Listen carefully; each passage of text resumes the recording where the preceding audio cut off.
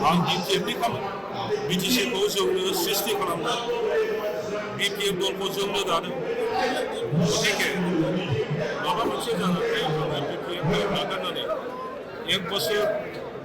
UPPL दलाव थानानै आं खामानि मावदों किन्तु बे समनि गेजेराव आङो दिनै बुजिनो हादों जे BPF नागारनानै गुबुनाव थानानै जुदि खामानि मावो अब्ला BTC सृष्टि खालामनायनि उद्देश्यनिफ्राय गोजानाव थानाय जायो BTC सृष्टि खालामनायनि उद्देश्यआ ओनसोलाव शान्ति प्रतिष्ठा खालामनाय बे बड'लेण्डआव रायजो जानाय प्रत्येक जाति गस्तिखौ बयखौबो ज' खालामनाय आरो ओनसोलाव जौगानाय खामानि मावनाय शिक्षानि बिथिङाव जौगानाय रांखान्थिनि बिथिङाव जौगानाय सामाजिक खेत्रआव जौगानाय सब बिथिङाव जौगानाय खामानि मावनायानो BTC सृष्टिनि उद्देश्य गतिके गुबुनाव थानानै जुदि खामानि मावो अब्ला बियो घरि खाटानि उल्था थाबायनाय जागोन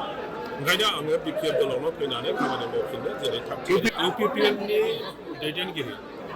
प्रमद बर'आ गोबाव बोसोर बर' जाथिनि थाखाय आन्दलन खालामनानै फैनाय सासे व्यक्ति बेनाव गियान दङ